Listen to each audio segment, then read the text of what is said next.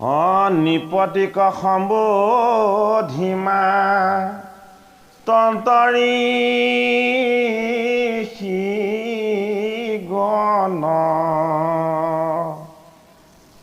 এই শুনা মহাৰজা পিঠু আমাৰ বচন এই নোযোৱাই তজু ক্ৰোধ যজ্ঞ বিষয়ত মহন্ত খবৰ নোহি ইটো অভিমত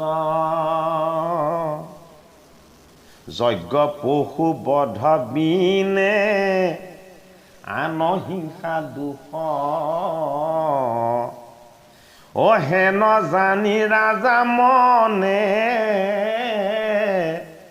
হেৰাইটো ৰোষ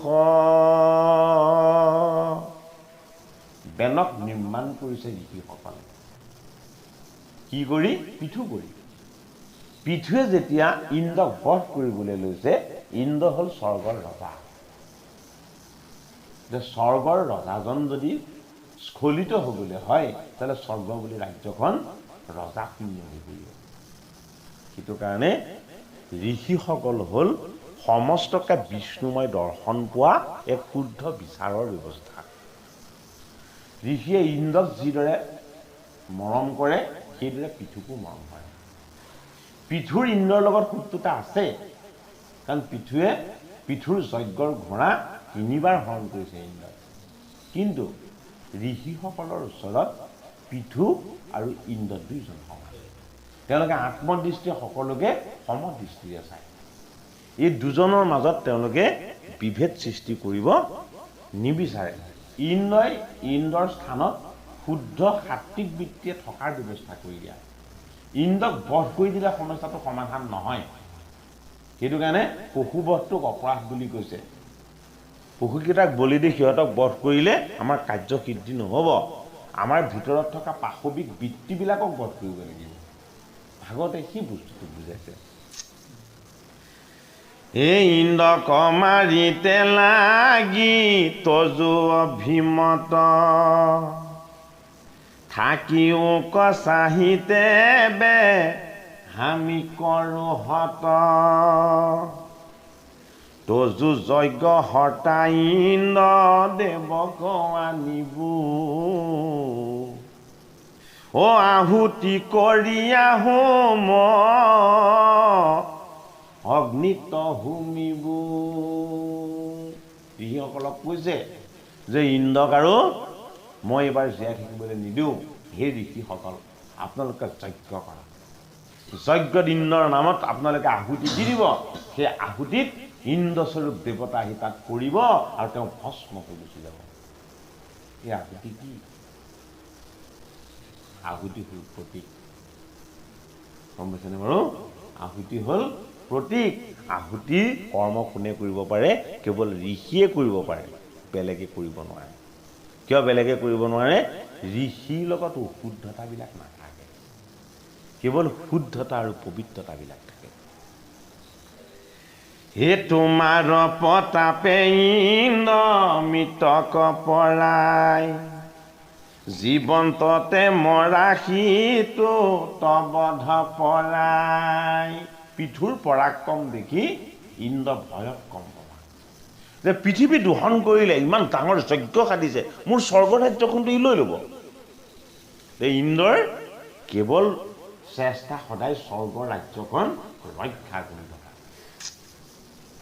এই মন্ত্ৰ স্বয়ং আছে সাৰ ভাগ সমন্বিত এই তাহাৰ প্ৰসাদে খন্দাও তোমাৰ অহিত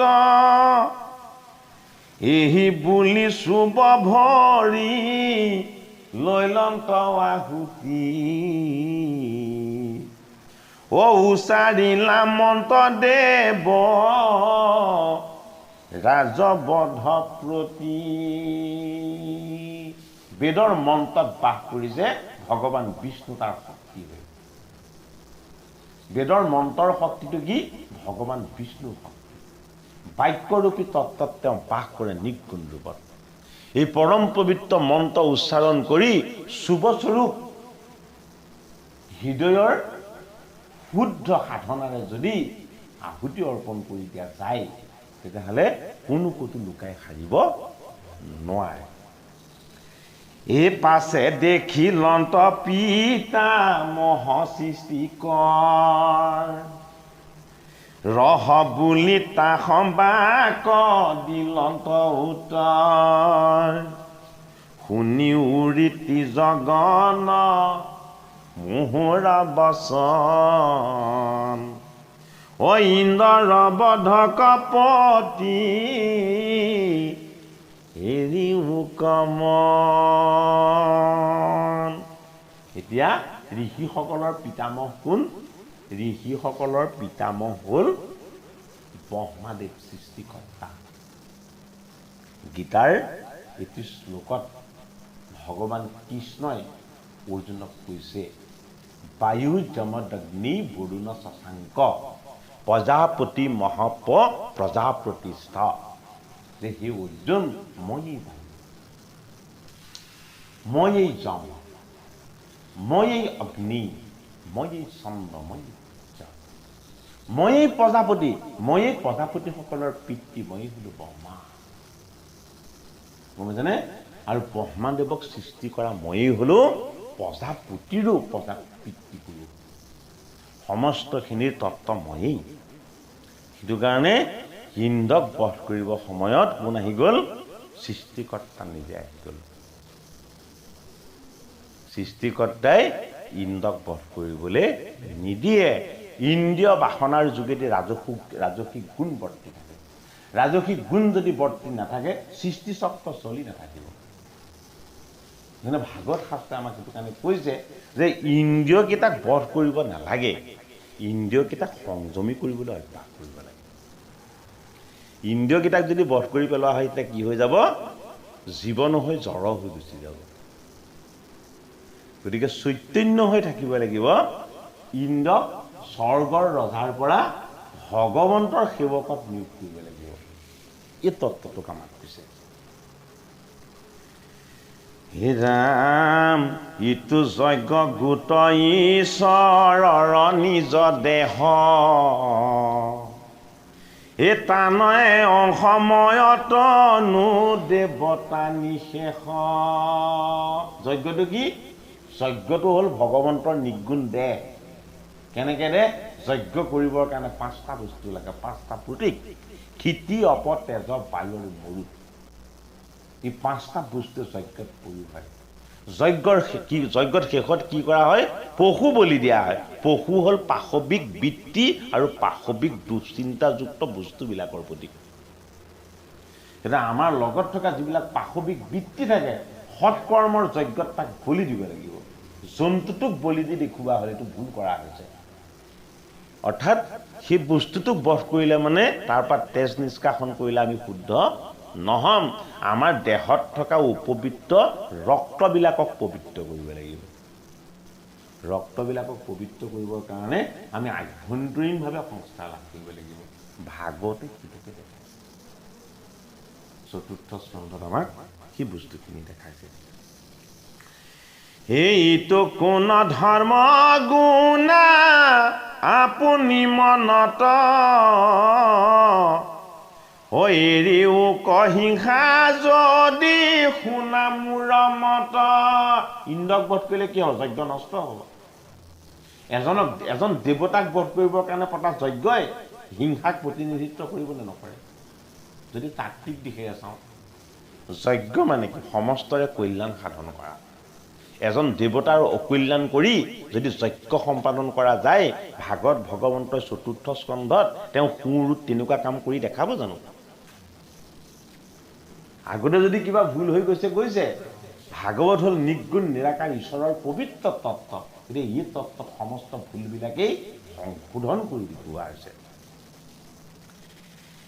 হে ৰাম, আৰু কেনে ধৰ্ম দেখা ভৈল বিপৰীত, পাখণ্ডৰ বেশে ইন্দে ধৰিলা নিন্দিত। ইন্দ্ৰ স্বৰ্গৰ ৰজা, স্বৰ্গৰ শুদ্ধ সাত্বিক, তেওঁ শুদ্ধ ৰূপৰ পৰা তেওঁ নিজে যদি পাখণ্ডৰ বেশ ধৰিছে, এই পাখণ্ডৰ বেশে তেওঁকে পবিত্ৰ কৰিছে। হে ৰজা পৃথু, তোমাকতো সেইটো বেশে উপবিত্ৰ কৰা নাই, সেইটো বেশ তেওঁহে ধাৰণ কৰিছে। ব্ৰহ্মাদেৱে বুজাইছে এই কথাখিনি। তাংক দেখি ভৈল লোক অনেক পাখণ্ড, মহাভয়ানক ৰূপ দেখিতে পচন্দ। পুনৰূপী হইবে আৰু অনেক বিঘিনী, অহে নজানিয়ে ৰাজজ্ঞ ৰজা মহামানী। তুমি যদি ইন্দ্ৰক বধ কৰা তেতিয়াহ'লে এই যজ্ঞত হিংসাৰ ধৰ্ম হ'ব। যদি তুমি হিংসাৰ ধৰ্ম কৰি দেখুওৱা তেতিয়াহ'লে তুমি কৰিছা বুলি, তেওঁ যদি পাখণ্ডৰ বেশ ধৰাৰ কাৰণে আনেও পাখণ্ডৰ বেশ ধৰে, তেতিয়াহ'লে তুমি ইন্দ্ৰক বধ কৰাৰ কাৰণে বেলেগেও বধ কৰিবৰ কাৰণে যজ্ঞ পাতিব নে নাপাতে? তেওঁ কৰা পাপতকে তুমি কৰা পাপ বেছি ডাঙৰ হ'ব। পিতুক বুজাইছে ব্ৰহ্মাদেৱে। আমাকো সেই সংস্কাৰেই দিছে যে আমাৰ মনত থকা প্ৰতিশোধ পৰায়ণ ভাৱটোক আমাৰ পৰা আমি আঁতৰ কৰিব লাগে। প্ৰতিশোধ পৰায়ণ আমাৰ মনত যিটো ভাৱ থাকে, এই ভাৱটোক আমি আঁতৰ কৰিব লাগে। হিংসাটো অতি ভয়ানক বস্তু, অহিংসাটো হ'ল ঈশ্বৰ বস্তু। হিংসাৰ পৰা জন্ম হয় প্ৰতিহিংসা। হিংসাৰ পৰা সদায় কি উৎপত্তি হয়? প্ৰতিহিংসাৰ উৎপত্তি হয়। প্ৰতিহিংসাটোৱে কি কৰে? সকলোকে অকল্যাণ সাধন কৰে। সেইটো কাৰণে ভাগৱতে দেখুওৱা ধৰ্মটোৱে হ'ল কি? অহিংসা। ইন্দ্ৰই পাখণ্ডৰ বেশ ধৰিছে বুলি তেওঁক হিংসা কৰিব নালাগে। তেওঁ বেশে ধাৰণ কৰিছে, তুমিতো বধেই কৰিব বিচাৰিছা। ব্ৰহ্মাদেৱে শুদ্ধ পথটো দেখাইছে আমাক। হেন ভৈল তজু যজ্ঞ পূৰ্ণ কুতুন শত, যজিলা ঈশ্বৰ যেন মনয় অভিমত। ক্ৰুতু মানে হ'ল সৎকৰ্ম। ক্ৰুতু এজন ঋষিৰো নাম। সৎকৰ্ম সাধন কৰা সাত্বিক গুণটোক কোৱা হয় ক্ৰুতু বুলি। সেইটো কাৰণে ব্ৰহ্মাদেৱৰ দেহৰ পৰা উৎপত্তি এজন ঋষি, সপ্ত ঋষি এজনৰ নাম হ'ল ক্ৰুতু। তোমাৰ নাহিকে ইন্দ্ৰ পদে অভিলাষ, মিছাতে সে বহুমতি ভৈলন্ত তৰা। তোমাৰ ইন্দ্ৰৰ পদত কোনো আকাংক্ষাই নাই। ইন্দ্ৰক যদি বধ কৰিবলৈ হয় তুমি ইন্দ্ৰ পদ বিচাৰিব লাগিব। তুমিতো সেইটো পদ বিচৰাই নাই। বুজি পাইছে নে মই কথাটো? ভাগৱতে আমাক কি কৈছে? পৃথুক ইন্দ্ৰৰ পদটো নালাগে। পৃথুৱে কি কৰিছে যে ইন্দ্ৰই পাখণ্ড বেশ ধাৰণ কৰাৰ কাৰণে মানুহবিলাকেও পাখণ্ড বেশ ধৰিব, অধৰ্ম প্ৰতিষ্ঠা হ'ব। ব্ৰহ্মাদেৱে কৈছে যে সেইটোতকৈও তুমি ডাঙৰ ভুল কৰিব বিচাৰিছা। কি কৰিব বিচাৰিছা? তুমি ইন্দ্ৰক বধ কৰিব বিচাৰিছা। বধ কৰাটোতো তাতকৈ ডাঙৰ হিংসা। বেশটোক তুমি সংশোধন কৰিবলৈ কোৱা, ইন্দ্ৰই যাতে সেইটো বেশৰ পৰা আঁতৰি যায়। বধ কৰি দিলে কিন্তু আকৌ হিংসাৰ ধৰ্ম হৈ যাব। যজ্ঞ হ'ল অহিংসা তত্ত্ব। তুমি মুখ্য ধৰ্মী মহা পুৰুষ প্ৰধান, এই সমস্তে যজ্ঞৰ তুমি আপুনি প্ৰমাণ। সমস্ত যজ্ঞ তুমি নিজে প্ৰমাণ দেখোন। পৃথিৱীত শস্য মৎস্য একো নোহোৱা হৈছিলে, তুমি এইটো দোহন কৰি সকলো উদ্ধাৰ কৰিছা। তোমাৰ যজ্ঞলৈ যাক কোনো দৰ্শন নাপায়, চাৰি সিদ্ধৰ দৰে পৰম মহন্ত নিৰ্গুণৰূপী ঈশ্বৰ তত্ত্ব তোমাৰ যজ্ঞত আহি উপনীত হৈছে। ইমান শুদ্ধ যজ্ঞ কৰি তুমি সাত্বিক গুণক সাক্ষাৎ কৰাইছা। সেই পৃথু ৰজা, তোমাৰ দৰে মহন্তই কিয় হিংসাৰ ধৰ্ম লৈছা? ব্ৰহ্মাদেৱে বুজাইছে। আমাৰ লগত পৰমাৰ্থিক তত্ত্ব থাকিলেও আমাৰ মনত হিংসা ভাৱ থাকিব পাৰে। হিংসা ভাৱটো অতি বেয়া ভাৱ। আনক কৰা হিংসাটো লাগিলে আমাৰ লগত শত্ৰুতা কৰিলেও আমাৰ তেওঁৰ প্ৰতি সদায় অহিংসা ভাৱ থাকিব। ভাগৱতে ৪ৰ্থ স্কন্ধত অহিংসাৰ ধৰ্মকে প্ৰতিষ্ঠা কৰিব বিচাৰিছে। হেন জানি কৰ কৰিও যজ্ঞ উপশাম, অধমো উত্তম হোৱে লয়াটো জোনা। এই পিঠু তুমি পৰমাৰ্থিক তত্ত্বৰ ৰূপ। তুমি দেহ তত্ত্বক সম্পূৰ্ণৰূপে আঁতৰ কৰি দেহৰ তত্ত্বৰ পৰা বহুমূৰ্তি ৰূপী তুমি পৃথিৱীক দহন কৰি পৰমাৰ্থিক বস্তুবিলাকক তুমি দহন কৰি উদ্ধাৰ কৰি এই পৃথিৱীক তুমি ঐশ্বৰ্যশালী কৰিলা। তোমাৰ সৎকৰ্মৰ যোগেদি তোমাৰ পৰম পবিত্ৰ পৃথুৰূপী বিষ্ণুৰ নাম অতি পবিত্ৰ বস্তু হৈছে। তুমি কিয় অপবিত্ৰ কৰ্ম কৰিব বিচাৰিছা? ব্ৰহ্মাদেৱে পৃথুক বুজনি দিছে। এ বিশেষত নাহি কিছু দোহানো অন্তৰ, এ দুয়ো মূৰ্তিমন্ত নিজ দেহ ঈশ্বৰৰ। আপোনাক হিংসা কোনে আপুনি কৰ, এ দুয়ো মহাপুৰুষ বিষ নৰয়ং সময়। ব্ৰহ্মাদেৱ তত্ত্বধৰ, যিহেতু তেওঁ প্ৰজাপতিসকলৰ পিতামহ। পিতামহ মানে কি? পিতামহ মানে সৃষ্টিৰ আৰম্ভণিৰ পৰা সৃষ্টিৰ সমাপ্তিলৈকে যি বৰ্তি থাকে তাক কোৱা হয় পিতামহ। ভীষ্ম 500 বছৰ জীয়াই থাকিলে, ইচ্ছামৃত্যুৰ বৰ দি দিলে। জীৱই জন্ম পালে মৰিবলৈ নিবিচাৰে, ভ্ৰমিত হয়, প্ৰমাণ কৰি দেখুৱালে। যিদিনাখন জগতক ৰুদ্ৰ ৰূপ ধাৰণ কৰি সংহাৰ কৰিব, সেইদিনাখন ব্ৰহ্মাৰো বিনাশ হ'ব। পৰম পুৰুষৰ উদৰত ব্ৰহ্মা বিষ্ণু মহেশ তিনি তত্ত্ব মহত্ব ৰূপেৰে আকৌ তেওঁ উদৰত লীন যাব। সৃষ্টিৰ সম্পূৰ্ণৰূপে সেইদিনাখন সমাপ্তি হ'ব। গতিকে সৃষ্টিৰ আৰম্ভণিৰ পৰা সমাপ্তিলৈকে যি বাচি থাকে সেইজন সৃষ্টিকৰ্তা, তেওঁ কি? সকলোৰে পিতামহ। পিতামহৰ লগত কি আছে? পৰম তত্ত্বৰ সংস্কাৰ আছে। পৃথুৱে যিখিনি পোৱা নাছিলে, পৃথুৱে কৰা ভুলখিনি সংশোধন কৰি সৃষ্টিকৰ্তাই সৃষ্টিক শুদ্ধ সাত্বিক কৰি ৰাখিব বিচাৰিছে।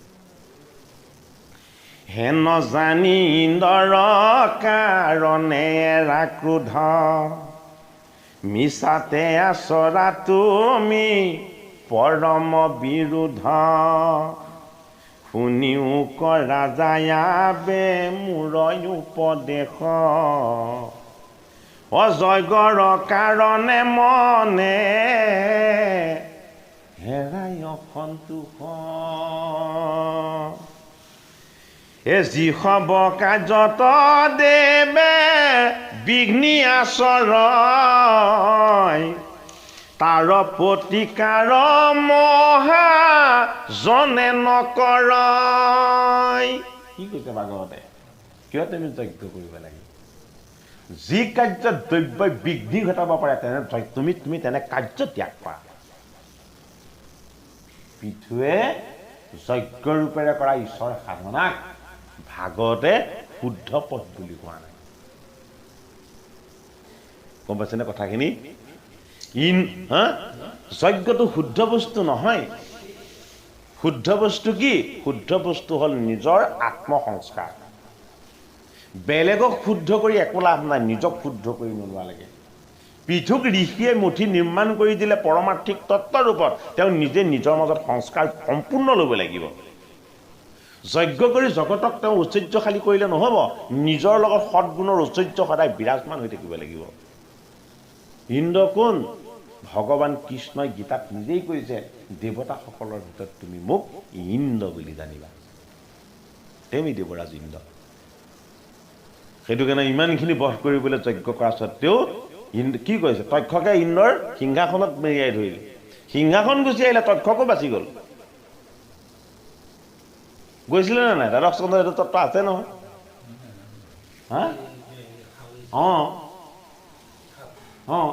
ইন্দ্ৰৰ আশ্ৰয় লৈ তক্ষক বাচি গৈছে। কেনেকে বাচি গৈছে? ইন্দ্ৰ হ'ল ভগৱন্তৰ ৰূপ। কি ৰূপ? শুদ্ধ সাত্বিক ৰূপ। ইন্দ্ৰৰ ওপৰতো ভগৱান বিষ্ণু বহে। কেনেকে বহে? উপেন্দ্ৰ হৈ।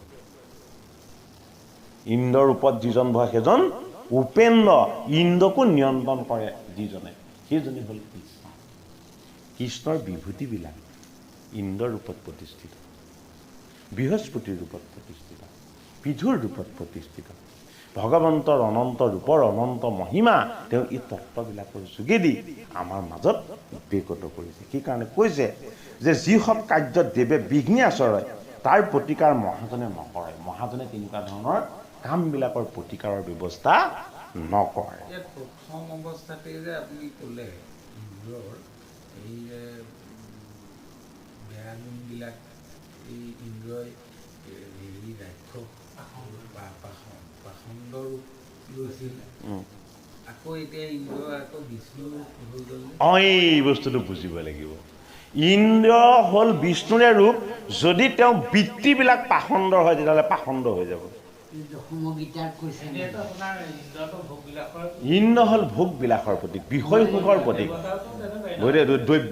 দৈবিক সত্তাবিলাক হ'ল ভোগী দৈবিক সত্তাবিলাকক যি ধাৰণ কৰে সেইজন যোগী কেৱল যোগী নহয় মহাযোগী হ'ল ত্যাগৰ প্ৰতীক ইন্দ্ৰ হ'ল স্বৰ্গত ভোগৰ প্ৰতীক ইন্দ্ৰৰ স্বৰ্গৰাজ্যৰ ওপৰত ব্ৰহ্মাদেৱৰ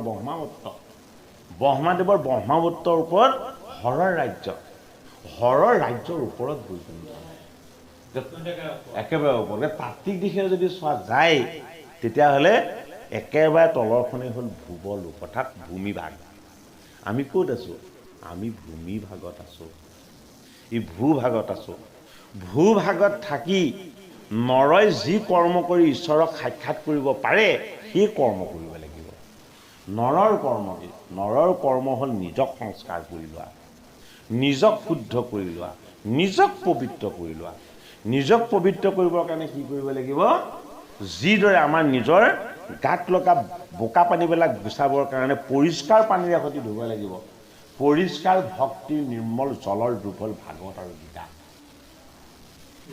ভাগৱত আৰু গীতাৰ শুদ্ধ ঈশ্বৰ স্বৰূপ পবিত্ৰতাৰ তত্ত্বৰে আমাৰ হৃদয়খনক আমি ধুব লাগিব সেইটো কাৰণে ভাগৱতৰ কথাই আমাৰ হৃদয়ক ধুব নোৱাৰাৰ কাৰণেই ভাগৱতৰ কথাবিলাকে আমাক স্পৰ্শ নকৰে ইমান ভাগৱত পাঠ হোৱা স্বত্তেও ভকতৰ জীৱনৰ শুদ্ধ সংস্কাৰ দেখা পোৱা নাযায় খুব কম লোকৰহে শুদ্ধ সদাচাৰবিলাক দেখা পোৱা যায় ভাগৱত আৰু গীতা আচলতে দুদিন শ্ৰৱণ কৰাৰ পাছত ৩ নম্বৰ দিনাখন সেইজন ভকতো মহাভাগৱত হৈ যাব লাগে তেওঁৰ আচৰণত সেই পবিত্ৰতাখিনি আচলতে বিৰাজমান হ'ব লাগে ইমান জটিলো নহয় ইন্দ্ৰৰ দৰে এজন দেৱতায়ো আমাক শুদ্ধ কৰিবৰ কাৰণে চাণ্ডালৰ ৰূপ ধাৰণ কৰিছে তেওঁ নিজক অপবিত্ৰ কৰিছে আমাক শুদ্ধ কৰিবৰ কাৰণে ভাগৱত আমাক কৰি দেখাইছে চোৱা তুমি যদি ভাও ধৰা ভাৱৰীয়া হোৱা তেতিয়াহ'লে তুমি দেখিবলৈ ধুনীয়া হ'লেও তোমাৰ সেই বৃত্তিটো চাণ্ডাল সদৃশ তাক বুজাইছে আমি যদি অভিনয় কৰোঁ ভাল হোৱাৰ ভালে থকাৰ ভাল মানুহ বুলি এই অভিনয়টোকে কোৱা হৈছে পাখণ্ডৰ বেশ বুলি ইন্দ্ৰস্বৰূপ দেৱতাই কৰিলেও পৃথুস্বৰূপ ৰজাই তেনেকুৱা ধৰণৰ অপাৰ্থিব বস্তুবিলাকক বধ কৰি দিব খুজিছে হয়নে বধ কৰিলে বিষটো শেষ নহয় সংস্কাৰ কৰিব লাগিব সংস্কাৰ কৰিলেহে অশুদ্ধ বিষটো শুদ্ধ হ'ব নাইকিয়া হ'ব সেইটো কাৰণে ভাগৱত হ'ল কি ভাগৱত হ'ল ভকতৰ সৎসংগ এভাগ কেৱল বৈকুণ্ঠৰ কল্পতৰু শাস্ত্ৰই নহয় ভগৱন্তৰ সমস্ত তত্ত্ব মৰ্ম আৰু অৰ্থ যুক্তিযুক্তভাৱে ইয়াত প্ৰতিষ্ঠিত হৈ আছে এই শাস্ত্ৰৰ যি আশ্ৰয় লয় নিজেতো পবিত্ৰ হৈয়েই সেই ঠাইকণকো পবিত্ৰ কৰি দিব পাৰে আমিতো আমাৰ পাৰ্থিৱ ঠাইকণ পবিত্ৰ হোৱা কথাটোকে কওঁ হা পাৰ্থিৱ ঠাইকণ পৃথিৱীৰ বৈশিষ্ট্য কি পৃথিৱীৰ বৈশিষ্ট্য দুটা এটা হ'ল কেঁচা মাছ দুৰ্গন্ধ এটা হ'ল পদুম সুগন্ধ এই দুটাই পৃথিৱীৰ গুণটো হ'ল গন্ধ গুণ য'ত গন্ধ আছে সেয়াই পৃথিৱী গন্ধ নথকাটো পৃথিৱী নহয় কিন্তু মনত ৰাখিব এইটো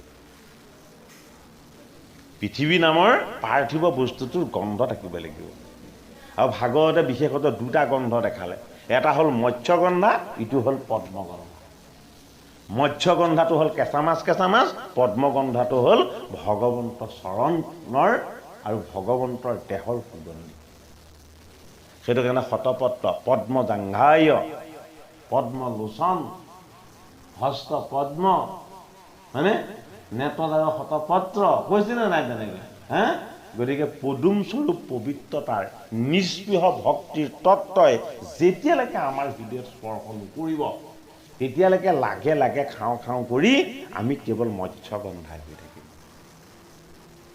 মৎস্যগন্ধা মানে হ'ল মায়াৰ বিকাৰ। মায়াৰ বিকাৰটোক কোৱা হয় মৎস্যগন্ধা, ভক্তিৰ সংস্কাৰটোক কোৱা হয় পদ্মগন্ধা। এটা হ'ল মায়াৰ বিকাৰ, ইটো হ'ল ভক্তিৰ সংস্কাৰ। ভাগৱত হ'ল ভক্তিৰ সংস্কাৰ। সেইটো কাৰণে ভাগৱত স্বৰূপ শাস্ত্ৰই আমাক শুদ্ধ কৰিব পাৰে, পবিত্ৰ কৰিব পাৰে। সমস্তখিনি তত্ত্ব ভাগৱতে নিজৰ লগত ৰাখিছে। সেইটো কাৰণে ভাগৱত শ্ৰৱণ কীৰ্তন কৰিলে ভকতি বৃদ্ধি পায়, লোভ মোহ আদিবিলাক কমি যায়, আত্মাটো শুদ্ধ বস্তু আৰু বেছি শুদ্ধ হয়। গতিকে ভাগৱত হ'ল কেৱল ভাগৱত।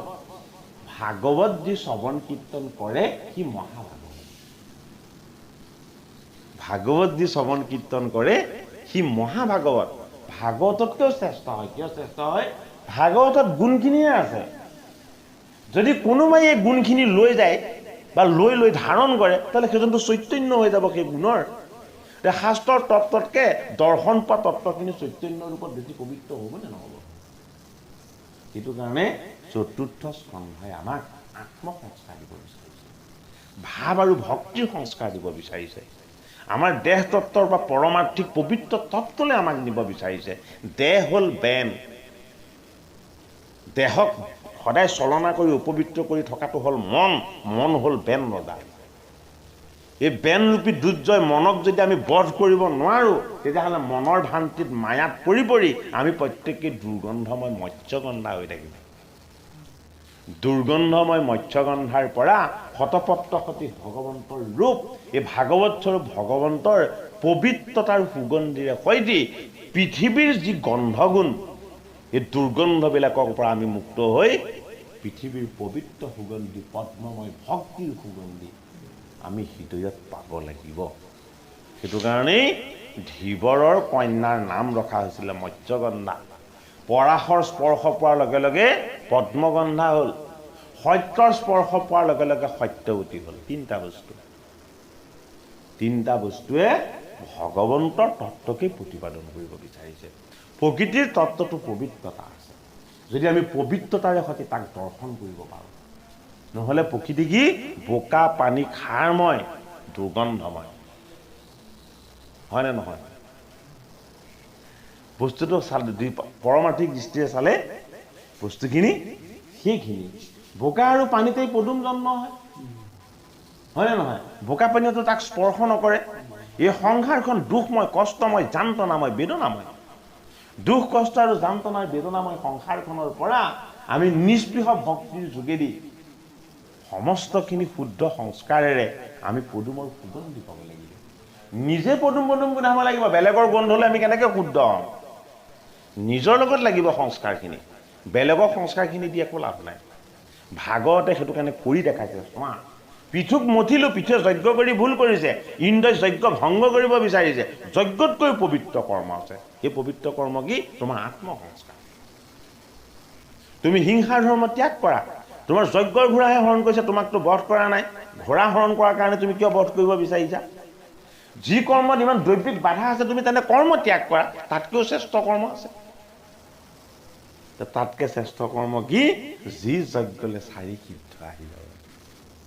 পৃথুৰ যজ্ঞ, এক যজ্ঞত ইন্দ্ৰই ঘোঁৰা হৰণ কৰিলে আৰু পাছৰ যজ্ঞত পৃথুৰ যজ্ঞলে 4 সিদ্ধ স্বৰূপ নিৰ্গুণ নিৰাকাৰ তত্ত্বৰ ধাৰক, যি বৈকুণ্ঠৰ দুৱাৰলৈ গৈ বৈকুণ্ঠপতি সাক্ষাৎ কৰিব পাৰে, তেনে তত্ত্বযুক্ত ভক্তিৰ ভকত পৃথুৰ যজ্ঞলৈ নামি আহে।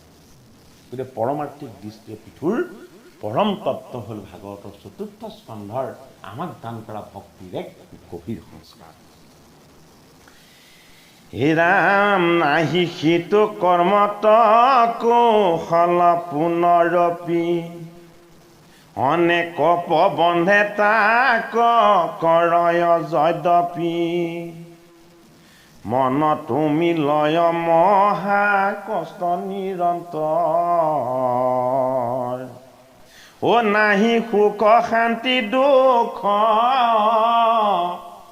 পাৱয় বিষ্ণৰ এই যজ্ঞৰ পূৰ্ণততজো নাহি কিছু কাজ হেন জানি শতক্ৰুতু এৰা মহাৰাজ শতক্ৰুতু মানে 100টা সৎযজ্ঞ তুমি 19 নম্বৰ যজ্ঞ কৰিলা এতিয়া 20টো কৰি আছা হে পিঠু ৰজা 100টা যজ্ঞ কৰা সংকল্প তুমি মনৰ পৰা ত্যাগ কৰা শতপদ্ম কৃষ্ণক সাক্ষাৎ কৰা 100টা যজ্ঞৰ মূল আধাৰ হ'ল কৃষ্ণ কৃষ্ণৰ নাম তেওঁৰ নাম স্মৰণে আপোনাৰ হৃদয় অন্তৰ সমস্ত পবিত্ৰ কৰিব নামৰ নিৰ্গুণ তত্ত্ব হৃদয়ত নিপাত হ'ব এ যিটো যজ্ঞে দেৱতাৰ ভৈলন্ত বিদেশ অধৰ্মৰ বেশে লোকে ধৰিলা নিশেষ তুমি এই অধৰ্মযুক্ত কৰ্মকে কৰি দেখুওৱা যেন লাগিছে বোলে কি যিটো তোমাৰ কৰ্মত স্বৰ্গৰ ৰজা ইন্দ্ৰই বাধা দিয়ে সেইটো কাম তুমি কৰি কি লাভ আছে ইন্দ্ৰটো ভকতো হ'ব পাৰে পাৰ্থিৱ দৃষ্টিয়ে চাইছে কাৰণে ইন্দ্ৰক দুষ্ট দেখিছে যদি ইন্দ্ৰ ভকতেই হয় ভকতৰ যদি তাতকৈ শ্ৰেষ্ঠ কৰ্ম বিচাৰিছে যজ্ঞ নিবিচাৰি ভাগৱতে সেইটো কাৰণে আমি কৰা ভুলবিলাককো পুনৰ বিবেচনা কৰি চাবলৈ কৈছে এই ইন্দ্ৰ সজে নানা ৰূপ মনৰ মোহন তাক ধৰি ভয় লোক সকলো দুৰ্জন বুজি পাইছেনে এটা কথাটো ইন্দ্ৰই দুৰ্জনৰ ৰূপ ধাৰণ কৰা মানে কি আমাৰ ইন্দ্ৰিয় বাসনাবিলাকে আমাক কলৈ নিয়ে লোভৰ পানীয়ে মোহৰ পানীয়ে কামৰ পানীয়ে ক্ৰোধৰ পানীয়ে দম্ভৰ পানীছে দৃশ্য পানীছে অহংকাৰ হলে কি পুনৰ মুচিক ভৱ আগৰ নিগনিটো হয় পতন সেই বস্তুবিলাকক আমাক চাবলৈ কৈছে এই আৰু দেখিও ততে বিপৰীত আহুতি সহিতে পৰয় বহনিত যদি হেন বোলা মোৰ কিবা ভৈল হানি ইন্দ্ৰ নষ্ট ভৈলে মোৰ গুচয় বিঘিনী ইহাৰ উত্তৰতে বে শুনা মহাৰাজ ইন্দ্ৰ বধে হুৱে তজো মহত অকাজ বেনৰ দেহাৰ হন্তে তুমি ভৈলা যাত এ ভৈলা অৱস্থিতি সৰ্ব লোকৰ ৰক্ষাত বেনৰ দেহক মুঠি পৰমাৰ্থিক তত্ত্বৰূপেৰে তুমি পৰম তত্ত্বৰ তুমি ধাৰক হোৱা এই ৰূপত আমি তোমাক প্ৰতিষ্ঠা কৰিছোঁ ঋষিসকলে যদি তুমি শুদ্ধ ধৰ্ম প্ৰতিষ্ঠা কৰাৰ বিপৰীতে দেৱতাস্বৰূপ ইন্দ্ৰক যদি তুমি বধ কৰা এই বধে কিন্তু তোমাক উপবৃত্ত কৰিব বধটোক ভাগৱতে কেতিয়াও স্বীকাৰ নাই কৰা হিংসাটোক ভাগৱতে কেতিয়াও মানি লোৱা নাই পিঠুৱে কৰিবলৈ লোৱাটো বাধা দিছে ইয়াই আৰু পিঠু হ'ল বিষ্ণু অৱতাৰ ঈশ্বৰৰ অংশ তুমি দেৱতা প্ৰধান সমস্তে ধৰ্মৰ সাক্ষী আপুনি প্ৰমাণ হেন জানি ৰাখা প্ৰভু আমাৰ বাক্যক এৰিও কহিংসা মনে দেৱতা ইন্দ্ৰক দেৱৰো দেৱতা তুমি লোক পৰিত্ৰাণ পৃথিৱীত অৱতাৰ ভৈলা বিদ্যমান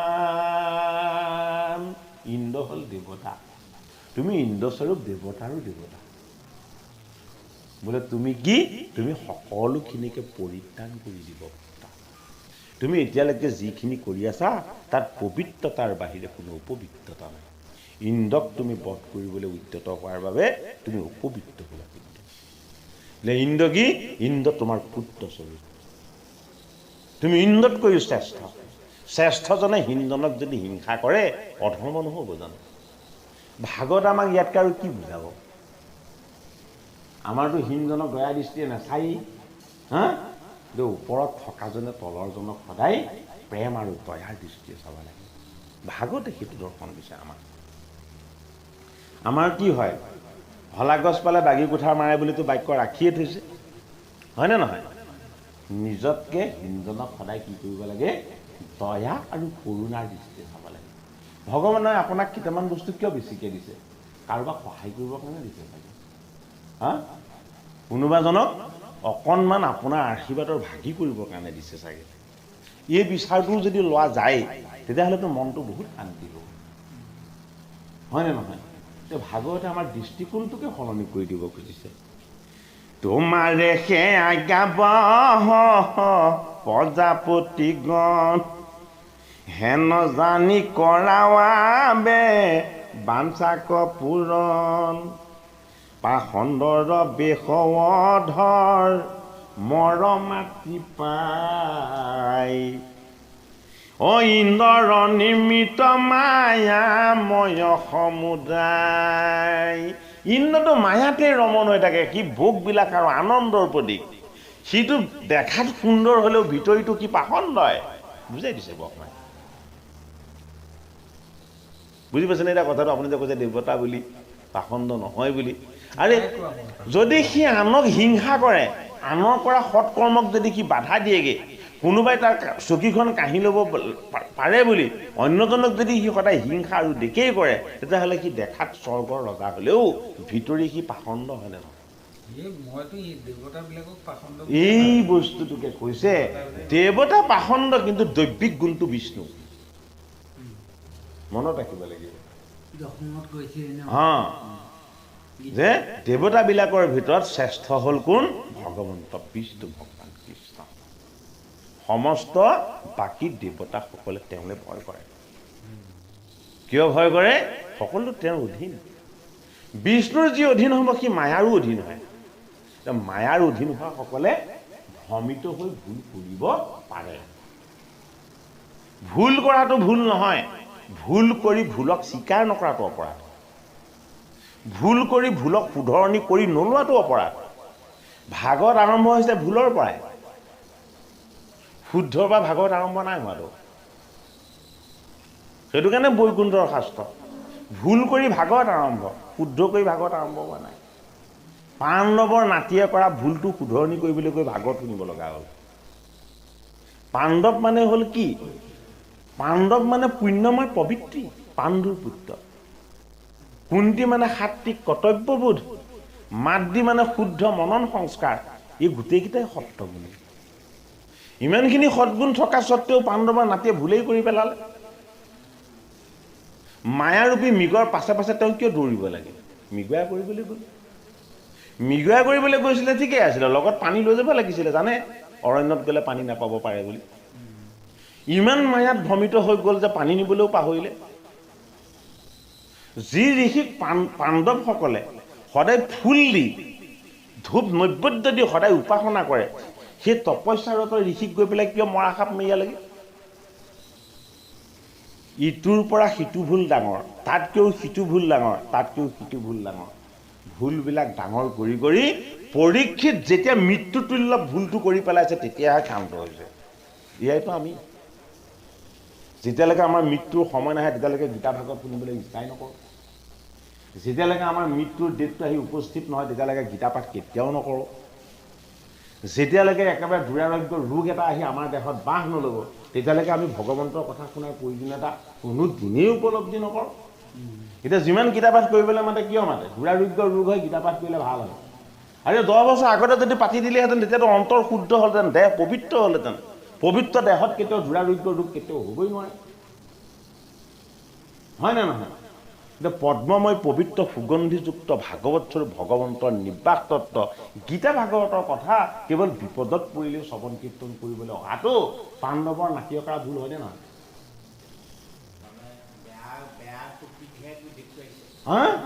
সমাজে হয়নে নহয়? যে বিপদ এটা আহিলে মানেহে ভাগৱত পাঠ কৰিব লাগে। আৰু নিষ্পৃহ শাস্ত্ৰ, নিষ্কাম তত্ত্ব, ভগৱন্ত বিষ্ণুৰ সম্পূৰ্ণ শুদ্ধ ৰূপ, তুমি সুখত সম্পূৰ্ণৰূপে আনন্দিত হৈ থাকোঁতে তেতিয়া ভাগৱত পাঠ পাতা। তোমাৰ জীৱনত কোনো দুখ দৰিদ্ৰতা যান্ত্ৰণা একো নাহোঁতে তেতিয়া তুমি গীতা পাঠ পাতা। কেলে পাতিব লাগে?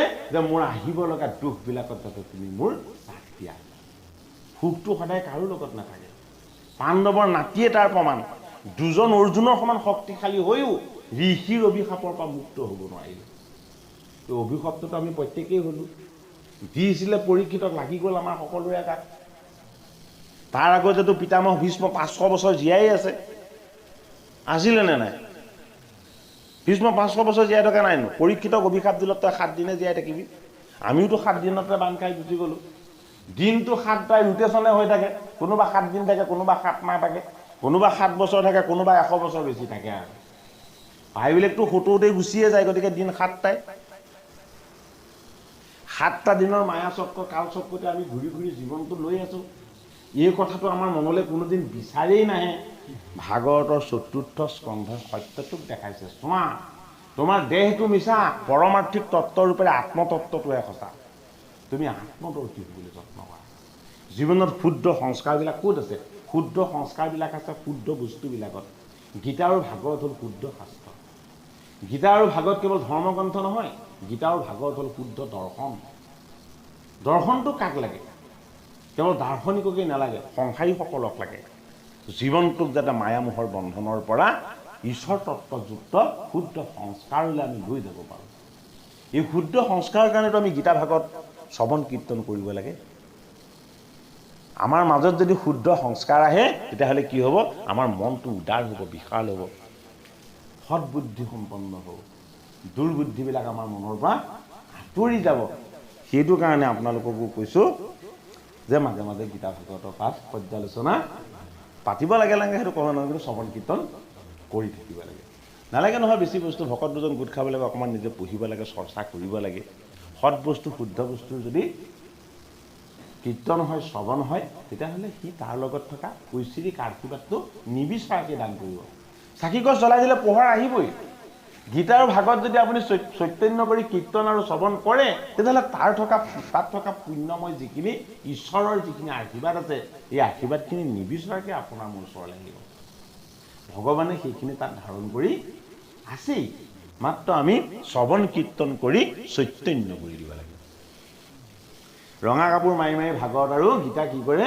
বান্ধি বান্ধি ৰাখি থয়। বহুত বছৰ তেনেকেই থাকি যায়, পাছত উঙিয়ে খায়। আৰে সাজটো যদি কিনি আহিছে, ধূপ ধূনা জ্বলাই কেৱল পূজা কৰি থাকিলে, জড় কৰি থাকিলে কি লাভ হ'ব? কিতাপত থকা জ্ঞান আৰু বিদ্যা বুদ্ধিটো নপঢ়াকে যদি বান্ধি ৰাখি দিয়া যায়, এইটো অপৰাধ হয়নে নহয়? গীতা ভাগৱত যদি শাস্ত্ৰ কিনি আনিছে, তেতিয়াহ'লে তাক অধ্যয়ন কৰক। যদি আপুনি ভকত হৈ অধ্যয়ন কৰিব পৰা নাই, টেবুলত লৈ পেলাই পৰমাৰ্থিক দৃষ্টিৰ সৈতে অধ্যয়ন কৰক। অধ্যয়ন কৰিলেতো অধ্যৱসায় হ'ব। অধ্যয়ন কৰিলেতো তাৰ তত্ত্বটো আমি জানিব পাৰিম, বুজিব পাৰিম। তাত্ত্বিক দৃষ্টিকোণটো জানিলেওতো আমি পুণ্যভাগী হ'ব পাৰিম। সেইটো কাৰণে কলিৰ যুগত আচলতে কেৱল ভকত হ'বৰ কাৰণে গীতা ভাগৱত শ্ৰৱণ কীৰ্তন কৰিব নালাগে, জীৱনৰ সত্যতাক অনুভৱ কৰিব লাগে। আচল সত্যটোনো কি? এই সত্যটোক আমি সাক্ষাৎ কৰিবৰ কাৰণে পৃথুস্বৰূপ ৰজায়ো কেৱল পৃথিৱী দোহন কৰাই নহয়, শতযজ্ঞ কৰাৰ সংকল্প লৈছিল। এই শতটা যজ্ঞ কি? আমাৰ জীৱনত আয়ুস 100 বছৰ দি পঠিয়াই ঈশ্বৰে। ইহ কৰ্মাণি যুজি বিচ্ছেদ শতম সমাহ। তুমি 100 বছৰ এইদৰে কৰ্ম কৰি কৰি তুমি জীয়াই থাকা। মানৱৰ আয়ু অতি বেছি 100 বছৰ বুলি কোৱা হয়। যি জীৱনত সদায় সৎকৰ্ম কৰে, ঈশ্বৰৰ কৰ্ম কৰে, শুদ্ধ আচৰণ কৰে, বিধিৰ লিখনবিলাক মুচি দিয়ে। কাৰোবাই যদি আয়ু কমো দি পঠিয়াইছিলে, ভগৱানৰ শুদ্ধ ভক্তি সংস্কাৰ আয়ুটো দীঘল কৰি দিব পাৰে। সেইটো কাৰণে এই শাস্ত্ৰবিলাক ঈশ্বৰ তুল্য। ভগৱন্ত ইয়াতে নিৰ্বাস কৰি আছে শাস্ত্ৰত তেওঁ দিব্য তত্ত্ব হয় এই ভাৰৰূপী দিব্য পোহৰটোকে আমি কি কৰিব লাগে আমাৰ আত্মাত ধাৰণ কৰিবলৈ অভ্যাস কৰিব লাগে হে দেৱৰাজ সমে মিত্ৰ অতি কৰিও ক এই হিমতে ব্ৰহ্মাদেৱে বিস্তৰ বুলিল পিঠু নিপতি কিছু সন্তোষ মিল পিঠু নিজে বিষ্ণু অৱতাৰ পিঠু বিষ্ণু অৱতাৰ পিঠুৱে দেহ তত্ত্বলৈ আহি দেহ তত্ত্বত ভুল হৈ যাব পাৰে দেহ মায়া ৰূপী প্ৰতিশোধ আহিব পাৰে প্ৰতিশোধ ভাৱনাৰে সৈতে ইন্দ্ৰক বধ কৰিবলৈ লৈছিলে পিতামহ স্বৰূপ সৃষ্টিকৰ্তাই অপবিত্ৰতাৰ পৰা পিঠুক নিজে আহি ৰক্ষা কৰিছে ইন্দ্ৰক বধ কৰিব নালাগে তুমি ইন্দ্ৰৰ লগত কি কৰা ইন্দ্ৰৰ লগত তুমি সংগিবা ইন্দ্ৰ হ'ল ৰাজসিক পিঠু হ'ল সাত্বিক আৰু আনক কৰা হিংসা দেশবিলাক হ'ল তামসিক তিনিটা অহংকাৰত প্ৰতিষ্ঠিত এই জগত তিনিটা অহংকাৰ যদি নাথাকে জগত কেতিয়াও বৰ্তি নাথাকিব মায়াৰূপী বৃক্ষতেই হ'ল এই সংসাৰখন বৰ্তি আছে সেইটো কাৰণে সংসাৰক কি বুলি কোৱা হয় মায়া বৃক্ষ বুলি কোৱা হয় আৰু ভাগৱতক কি বুলি কোৱা হয় কল্পতৰু বুলি কোৱা হয় মায়া বৃক্ষ হ'লে সংসাৰ এই সংসাৰৰ দুখ যান্ত্ৰণা আৰু কষ্টবিলাক হ'ল মায়াময় এই দুখ যান্ত্ৰণা আৰু কষ্টবিলাকৰ পৰা যি সদায় মুক্ত কৰে সেয়া হ'ল কল্পতৰু কল্প মানে সময় তৰু মানে বৃক্ষ কি ভাগৱত ভাগৱত হ'ল কল্পতৰু অৰ্থাৎ নিৰ্গুণ নিৰাকাৰ ঈশ্বৰ তত্ত্বৰ যি সময়ৰূপী কালৰূপী পৰম তত্ত্ব এই তত্ত্বই হ'ল শ্ৰীমদ ভাগৱত এই শ্ৰীমদ ভাগৱতৰূপী মহাকালৰূপী পৰম তত্ত্ব মায়াৰূপী কালে কেতিয়াও স্পৰ্শ নকৰে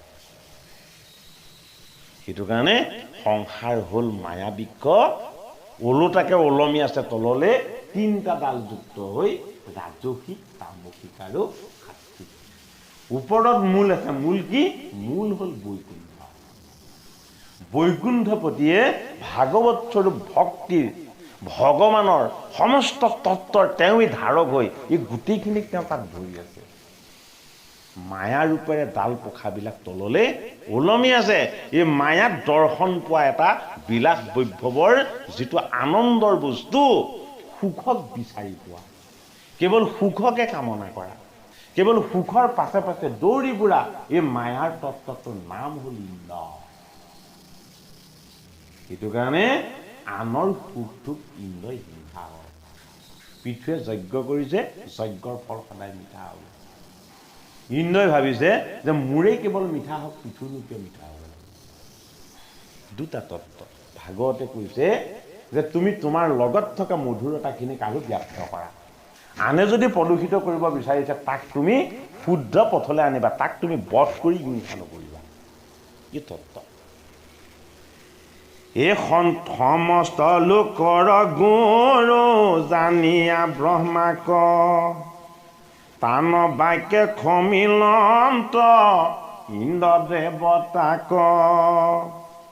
পাছে ইন্দ্ৰ সমে কৰিলন্ত মিতৱতী হে পৰম সুহৃদ ভাৱে থাকিলা নিপতি হে পাইলন্ত নিভয় দেৱ ৰাজ পুৰন্দৰ গুচিল সংশয় যত আছিল মনৰ আছে মহাৰাজা ক্ৰোধ যজ্ঞ সমাপিল দিব্য জলে অৱভূত স্নান নকৰিল ক্ৰোধ মানে হ'ল এটি যজ্ঞ যি যজ্ঞত ইন্দ্ৰিয় ভোগ বিলাস আৰু আনন্দবিলাকক সম্পূৰ্ণৰূপে নাইকিয়া কৰি দিয়া হয় সেই যজ্ঞটোকে কোৱা হয় ক্ৰোধ নামৰ যজ্ঞ ক্ৰোধ মানে হ'ল আত্মিক সংস্কাৰযুক্ত কৰ্ম কুটু শব্দটো অৰ্থ সেইটো কাৰণে কুটু স্মৰ কীৰ্তম স্মৰ উপনিষদত মন্ত্ৰ আছে শুদ্ধ সাত্বিক কৰ্মৰ শুদ্ধ বিচাৰটোকে কোৱা হয় কুটু বুলি সেইটো কাৰণে যজ্ঞ হ'ল এক প্ৰতীক আমি যদি নিজৰ কৰ্ম শুদ্ধ আৰু সংস্কাৰী আত্মদৰ্শী আৰু আত্মতত্বৰ লগত যদি সংযোগ কৰি নিদিওঁ আনক কৰা হিংসা দেশ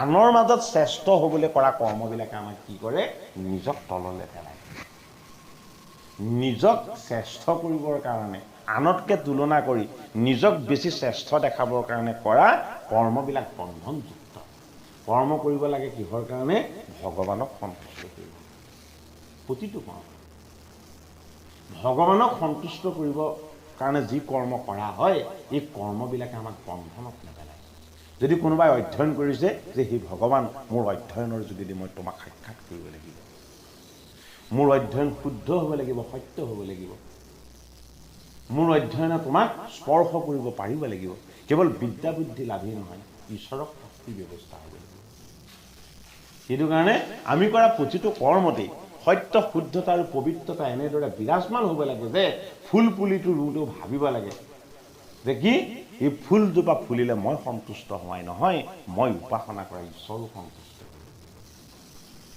কাৰোবাতকৈ বেছি সৌন্দৰ্যৱান দেখাবৰ কাৰণে ফুল দিব নালাগে ফুল যদি লগাইছোঁ ভগৱানক সন্তুষ্ট কৰিবৰ কাৰণে ফুল ফুলাব লাগে খেতিও যদি কৰা হৈছে ফল প্ৰাপ্তি কৰিব কাৰণে নালাগে পৃথিৱীৰ উৰ্বৰ শক্তিক বহন কৰি ৰখা এই উৰ্বৰতাৰ প্ৰকাশ হওক আৰু সমস্ত জগতৰ মংগল আৰু কল্যাণ হওক সেই উদ্দেশ্যেহে আমি খেতি কৰিব লাগে আমাৰ জীৱনটো এটা খেতিয়েই জীৱন খেতিত ঈশ্বৰ তত্ত্বক আমি কৰ্ষণ কৰিব লাগে এই ঈশ্বৰ তত্ত্বক কৰ্ষণ কৰা ব্যৱস্থাটোকেই নাম ৰাখিছে গৰ্গই কি বুলি কৃষ্ণ বুলি সেইটো কাৰণে কৃষ্ণ শব্দৰ অৰ্থ হ'ল নিজক নিজে কৰ্ষণ কৰি শুদ্ধ কৰি লোৱা সেইটো কাৰণে তাৰ অৰ্থটো নামঘোষাত কি বুলি দিছে কিহহেন শব্দ ইটো পৃথিৱী বাচক ভৈল ন আনন্দত প্ৰৱৰ্তন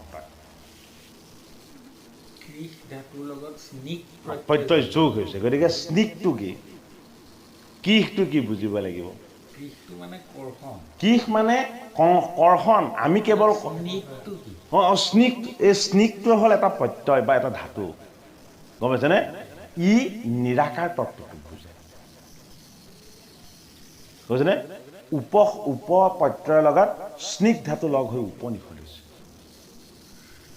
গম পাইছেনে স্নিগ্ধ প্ৰত্যয়টোৱে বেদৰ সাৰ ভাগক বুজায় বেদৰ পৰম তত্ত্বক বুজায় সেইটো কাৰণে কিহৰ লগত স্নিগ্ধ যিটো প্ৰত্যয় ধাতু যোগ হৈছে এই ধাতুটোৱে কিহ মানে কৰ্ষণ গুণ সম্বলিত আমাৰ 10টা ইন্দ্ৰযুক্ত দেহক বুজায় এই দেহ তত্ত্ব পৃথিৱীৰ তত্ত্বৰ সৈতে একেই 5টা ভূততি প্ৰতিষ্ঠিত হৈ আছে সেইটো কাৰণে কৰ্ষণ হ'লে কেৱল কি হ'ব সংকৰ্ষণ হ'ব লাগিব সংকৰ্ষণ মানে কি শুদ্ধ সংস্কাৰযুক্ত কৰ্ষণ কাৰ হাতত আছে অষ্টপাত কৃষ্ণৰ ককায়েকৰ হাতত আছে বলৰামৰ হাতত আছে সেই অষ্টপাতৰ নাম ৰখা হ'ল কি নাঙল নাঙল এক প্ৰতীক হৃদয়ক কৰ্ষণ কৰা তত্ত্বটোক কোৱা হয় নাঙল বুলি হৃদয়ক কৰ্ষণ কৰিলে কি হয় আমাৰ মায়া আৰু মোহবিলাকে আকাশ ভেদি যাব বিচাৰে মায়া আৰু মোহৰ আকাশ ভেদৰ তত্ত্বটোৰ নাম কি ৰেৱতী ক্ৰমানে বৈ বৈ আকাশক চুবগে খোজে এই ৰেৱতী ৰূপী মায়া আৰু মোহক নিজৰ সমান কৰি ল'ব পৰাৰ যিটো অস্ত্ৰ এই অস্ত্ৰটোৱে হ'ল নাঙল বলৰামে ৰেৱতী মই নাঙলটো দি দিয়া নাছিলে জানো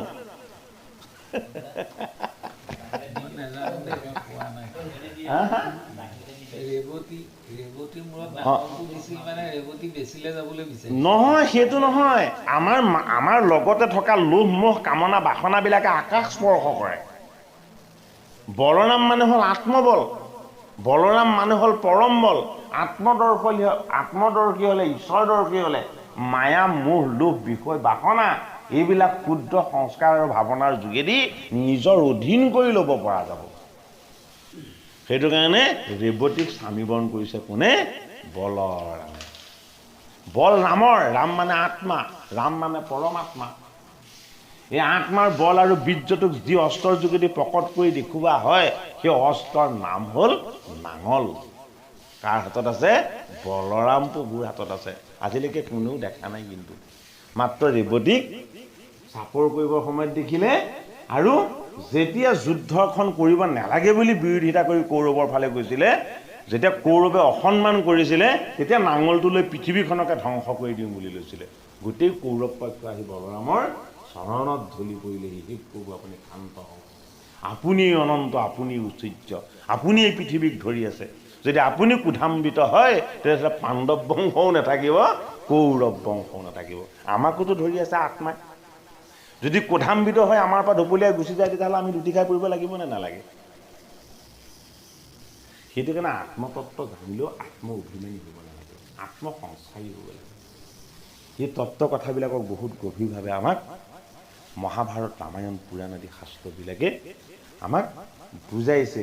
সেইটো কাৰণে মনৰ সংশয় সদায় থাকিব, জিকিম নে হাৰিম, মৰিম নে তৰিম, এই সংশয়বিলাক দূৰ কৰিব কোনে পাৰে? যমদগ্নিৰ পুত্ৰ পৰশুৰাম। সংশয় দূৰ কৰিবৰ কাৰণে পৰশুৰাম, আৰু হৃদয়ক কৰ্ষণ কৰিবৰ কাৰণে বলৰাম। পুৰুষ আৰু প্ৰকৃতিৰ তত্ত্বক জানিবলৈ হ'লে শ্ৰীৰাম, সমস্ত তত্ত্বৰ সাৰক জানিবলৈ হ'লে শ্ৰীৰাম, আৰু আনন্দ ৰূপত ঈশ্বৰক যদি পাবলৈ হয় কৃষ্ণক জানিব লাগিব। সেইটো কাৰণে জীৱনৰ আচল সত্য বস্তুটো কি? আত্মাৰ আনন্দ। সেইটো কাৰণে কৃষ্ণ কি? কৃষ্ণ হ'ল পূৰ্ণ কথা। আত্মাৰ আনন্দটোৱে হ'ল পূৰ্ণ বস্তু, বাকী চব মিছা। সেইটো কাৰণে কৃষ্ণহে সত্য, বাকী কোনো সত্য নহয়। ৰাম, কৃষ্ণ, হৰি এইবিলাক হ'ল সত্য তত্ত্ব, শুদ্ধ তত্ত্ব। তাত্ত্বিক দৃষ্টিকোণটো আৰু পৰমাৰ্থিক দৃষ্টিকোণটো আমি ভাগৱতৰ পৰা ল'ব লাগিব। ৰাম মানে হ'ল সত্য। সত্য কি? সত্য হ'ল আত্মা। সেইটো কাৰণে শ্ৰীজিত আহি প্ৰতিষ্ঠা হ'ল। শ্ৰী মানে দেহা, সেইটো কাৰণে নাম হ'ল শ্ৰীৰাম। তাৰ আগতে কোন আহিছে? তাৰ আগতে আহিছে পৰশুৰাম। পৰশুৰাম মানে কি? সংশয় ছেদন। সংশয় কোনে ছেদন কৰিব? বোলে তুমি পাপ কৰিছা নে পুণ্য কৰিছা, সেইটো আত্মাই নিৰ্ণয় কৰিব। বোলে পাপ কি? বোলে মাতৃক বধ কৰাটো বোলে একো পাপ নহয়, পৰশুৰামে বধ কৰি দেখাব, একো পাপ নহ'ল। হয় নে নহয় কওক? যদি পৰমাৰ্থিক দৃষ্টিৰে চাই, পৰশুৰামেতো মাতৃ ৰেণুকাকে বধ কৰিলে, কিন্তু পাপ নহ'ল। হয় নে নহয়? এতিয়া মাতৃ, পৰশুৰাম, ৰেণুকা আৰু যমদগ্নি, এইবিলাক তাত্ত্বিক দিশ। তাত্ত্বিক দিশটো জানিলে আমি আত্মতত্ত্বক জানিম। আত্মতত্ত্বৰ যোগেদি আমি মনক শুদ্ধ কৰি, আমি সংস্কাৰযুক্ত হৈ মনৰ যিটো ভুল শুদ্ধৰ সংশয়, এই সংশয়টো আমি দূৰ কৰিব পাৰিম। মনৰ সংশয় ছেদ কৰিবৰ কাৰণে ঈশ্বৰৰ অৱতাৰ হ'ল পৰশুৰাম। সেইটো কাৰণে হাতত তেওঁ কুঠাৰ ধৰি আছে।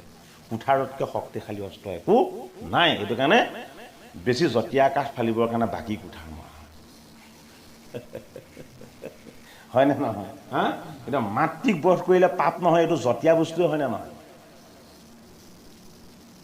মাতৃকটো ভক্তি আৰু শ্ৰদ্ধা কৰা যায়। পিতৃৰ আজ্ঞা হ'লে মাতৃকো বধ কৰিব পৰা যায়। পিতৃ কোন? পিতৃ পৰম পুৰুষ। হা, ৰেণুকা মানে কি? ৰেণুকা মানে হ'ল আত্মৰ অংশ। আত্মাৰ অংশৰ লগত কি আছে? দেহ আছে। দেহত ইন্দ্ৰিয় বাসনা থাকে। ইন্দ্ৰিয় বাসনা হ'ল ইন্দ্ৰিয়ৰ চঞ্চলতা। সেইটো কাৰণে ৰেণুকাই কি কৰিলে? হা, গন্ধৰ্বসকলে জলত কেলি কৰা দেখি ৰেণুকা চঞ্চল হৈ গ'ল। দেহৰ চঞ্চল বৃত্তি থাকিব, যদি চোৱা যায় বাঢ়ি যাব। তাকো বুজালে। যমদগ্নি মানে কি? যমদগ্নি মানে হ'ল য়ম, সংযম আৰু সাধনা। সেইটোকে কোৱা হয় যমদণ্ড। য়ম, নিয়ম আৰু সংযমক যি ধাৰণ কৰে সেইজন যমদগ্নি। অগ্নি মানে ৰাম। নিয়মৰ লগত সংযম, সংযমৰ লগত শুদ্ধতা, এইকেইটা হ'ল আত্মাৰ বস্তু। এইকেইটাক ধাৰণ কৰিলে নিজেও তপস্বী হয়, আনকো তপস্বী বনাব পৰা যায়। সেইটো কাৰণে তেওঁ যজ্ঞ কৰি আনি দিয়া অন্ন দুভাগ কৰিছিলে। এভাগ থৈছিলে, এভাগ থৈছিলে অন্য ফালে। এভাগ খুৱাই দিলে, সেইভাগ ক্ষত্ৰিয় কুলত জন্ম হ'ল, সেইজন বিশ্বামিত্ৰ হ'ল। আৰু অন্য ভাগ থৈ দিলে ৰুদ্ৰৰ অংশত কোন জন্ম হ'ল? পৰশুৰাম জন্ম হ'ল। দুটা তত্ত্বক জন্ম দি দেখাইছে যমদগ্নি। য়ম মানে হ'ল সংযম, নীতি, ন্যায় আৰু সংস্কাৰ। সেইটোকে কোৱা হ'ল যমদগ্নি। আৰু সেইটোকে শংকৰদেৱে লিখিছে যমদগ্নি ৰাম কাটি খামে কাম ক্ষত্ৰিয়ৰ নাম নতৈলা। যমদগ্নি ৰাম। যমদগ্নি ৰাম মানে কি? সংযম, সাধনা আৰু ঈশ্বৰ তত্ত্বত নিৰ্বাস কৰিব পৰাৰ যিটো অলৌকিক শক্তি, এই শক্তিটোৰ মাজত ৰামৰূপী পৰমাত্মা বাস কৰি আমাৰ হৃদয়ৰ সংশয়বিলাক দূৰ কৰিব পৰা পৰশুৰাম প্ৰভু তাতে লুকাই আছে। সেইটো কাৰণে ৰেণুকা সচৰু মাতৃ হ'ল মায়া। মায়াৰ লগত থাকে কি 4জন 5জন পুত্ৰ, এজন আত্মাৰূপী ৰাম আৰু বাকীকেইজন হ'ল লোভ মোহ কাম আৰু ক্ৰোধ। এইকেইজনে ভাতৃ আছিলে। মাতৃৰূপী মায়াক বধ কৰিলে কোনো পাপ নহয়, মাতৃকে বধ কৰিব নালাগে, মাতৃ মমতাময়ী। পৰশুৰামে মাতৃক বধ কৰা নাই, পিতৃৰ আজ্ঞা লৈ মায়াক বধ কৰিছে। ৰামৰূপী অংশইহে মায়াক স্পৰ্শ কৰিব পাৰে, দেহ তত্ত্বই মায়াক স্পৰ্শ কৰিব নোৱাৰে। বাকীকেইজনে মানিয়ে নল'লে, পিতৃৰ আজ্ঞাকো লংঘন কৰিলে। লোভৰ লগত চঞ্চলতা আছে, মোহৰ লগত চঞ্চলতা আছে, কামৰ লগত কামনা আছে, ক্ৰোধৰ লগত অহংকাৰ আছে। এই 4জন পুত্ৰই কেনেকৈ নিষেধ কৰিব? 4জনকে কি কৰিলে? পৰশুৰাম প্ৰভুৱে শিৰচ্ছেদ কৰি দিলে।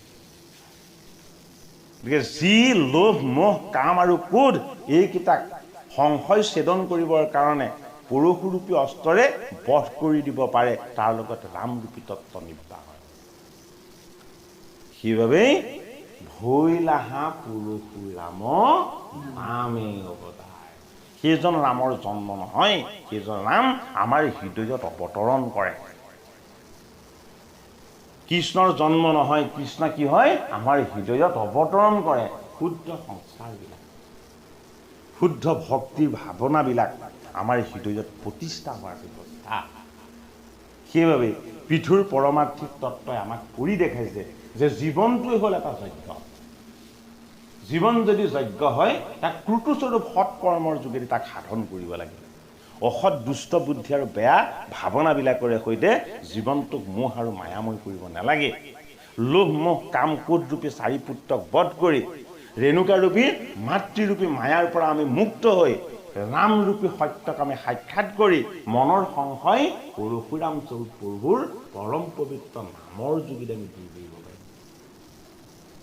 ঈশ্বৰ তত্ত্বৰ কথা কৈ থাকিলেও শেষ নহয়, যিহেতু অনন্ত স্বৰূপ, সহস্ৰ নাম, সহস্ৰ কোটি কোটি তত্ত্ব। গতিকে আমি এতিয়া আৰু মাত্ৰ অকণমান পাঠ কৰি সামৰিম। এতিয়া 1 ঘণ্টা আকৌ 34